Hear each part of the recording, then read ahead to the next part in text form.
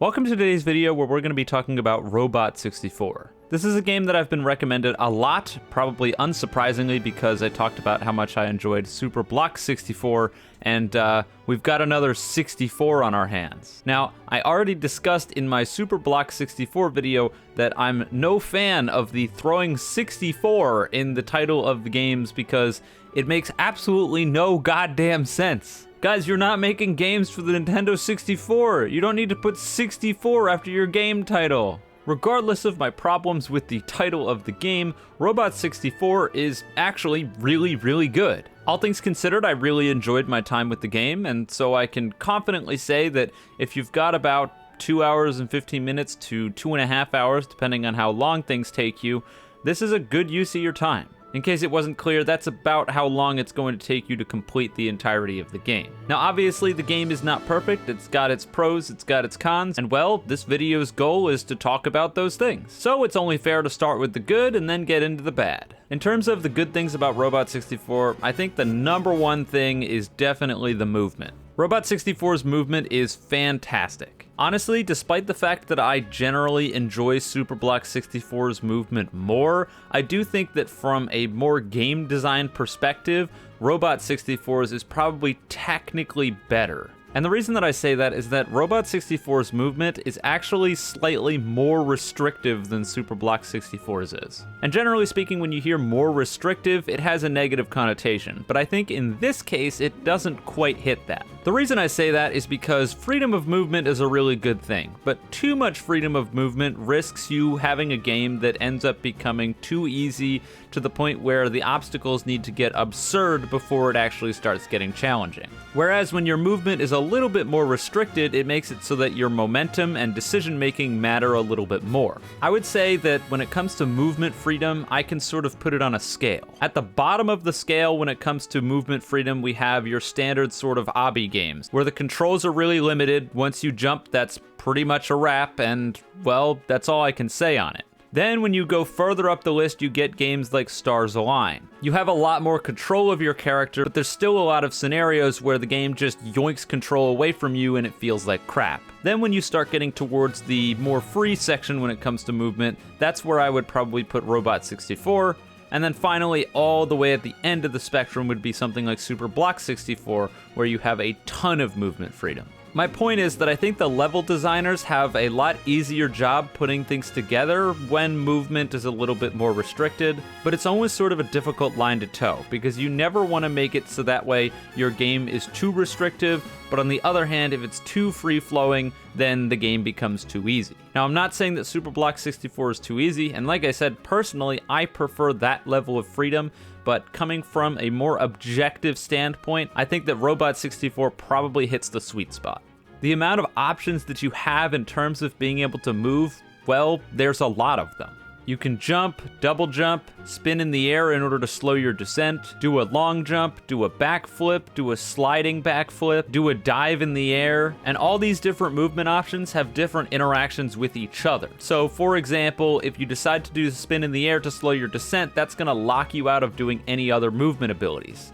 So generally speaking, this is the last thing that you wanna do. But you also have to keep in mind that if you do decide to go this route, well, now you're not going to be able to wall jump or climb up walls for a short period. If you decide to start off with a dive, you can't long jump in a dive. So if you're looking to cover distance, you need to long jump, then go ahead and dive second.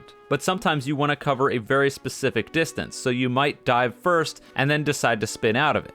Or long jump first, not do a dash and spin out of it. Trying to go upwards, you might want to do a backflip into a dive into the wall, so that way you can climb up the wall slightly and get more height. The list really goes on and on and on. There's so many different ways that you can chain these movements together, and they all have their different interactions with each other. It makes it so that you can generally cover different areas with different strategies, but if you stick to one thing and want to use that throughout most of the game, it's probably viable, even if it might be a little bit harder trying to do it that way.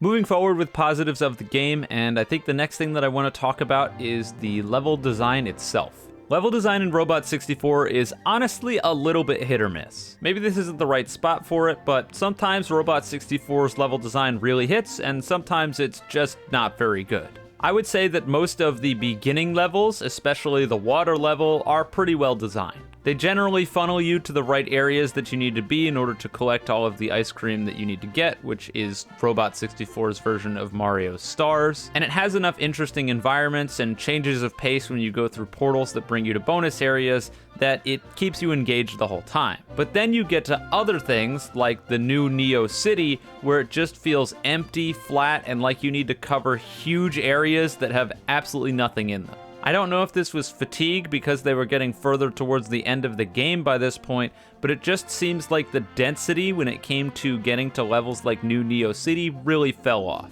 It may also be because this is one of the few levels that features a jetpack, or basically a glider, and when you have the glider, it's really fun to fly around New Neo City, so maybe they just focused entirely on that and not the rest of the level when you don't have the glider.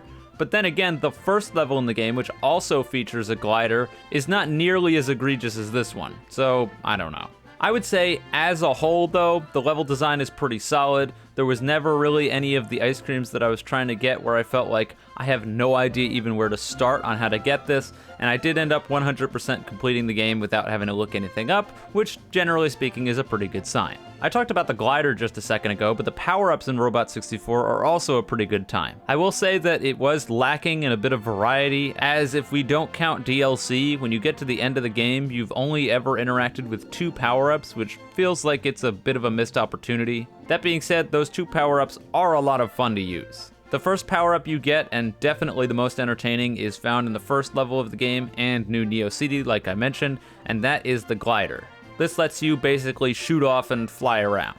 It's incredibly fun to use, and I wish it was used in more levels. The second power-up, which is a little less enjoyable to use, but still enjoyable in its own right, is the skateboard. This thing makes you go fast as hell with no brakes. You can do tricks on it, skate across lava, and just generally speaking, it's a lot of fun to use. This is only present in a few levels too, which again, I think it was a bit of a missed opportunity. And on a final note when it comes to positives, the humor of the game, when present, is pretty funny. Bit of a spoiler warning, although there's not a whole lot to spoil. Basically, you are 1000% the bad guy in this game, but the game doesn't portray it that way, which is why it's funny, and why it works. The general premise of the game is that the reason you're running around and collecting ice cream is that you're trying to put out the sun. Yeah, put out the sun. That's the premise of the game. Destroy the sun. Now, obviously, there are some people that you interact with that are none too happy that you want to literally destroy the sun. One of such people is the actual devil. Yeah, the actual devil is fighting against you in order to stop you from destroying the general ecosystem of the planet. The game is saying that you are literally worse than the devil. To push that point home even further, there are several ice creams in the game that the game asks you to get that involve just attacking the same guy who wants you to just leave him alone over and over and over again until he finally lets up. He can't do anything to defend himself, and he just begs you to stop. But you keep beating the shit out of him because you want to destroy the sun. And you know what? You could stop at any time, but do you? Do I see you logging off the game? No, you're still playing, so maybe you are worse than the devil. When it comes to the whole destroy the sun concept, the skybox is also pretty hilarious. If you look out into the skybox, you can see the moon, which is real happy with you, and the sun, which is, not thrilled to see what you're up to. Just this whole idea of you going on this big ol' quest to destroy the sun, yeah, that's something. But it is entertaining, and getting to the end of the game and having, spoiler, the sun literally just be gone, yeah, that was pretty funny. Now we start moving on to some of the negatives about Robot 64. And the place that I want to open is similar to what I opened with when it came to level design, and that's just the general vibe of the game. It seems like the vibe they were going for was sort of a faux happy-go-lucky vibe. So it goes hand in hand with the fact that you're literally worse than the devil. So it's like, oh, everything's happy and good, you know, happy fun times, but I just don't think they really succeeded at that. If they were going for a sort of dark, depressing art style, they nailed it, but I don't think that was what they were going for. I could just be completely wrong, but generally speaking, the entire game felt just, well, that, depressing. It was flat, colors were mostly muted, and I don't know, it just didn't feel very good to look at. I don't know how to explain it other than if you've played it yourself and you would understand, or I suppose if you're looking at it right now, maybe you'll get what I'm saying. And not helping that point was the music in the game.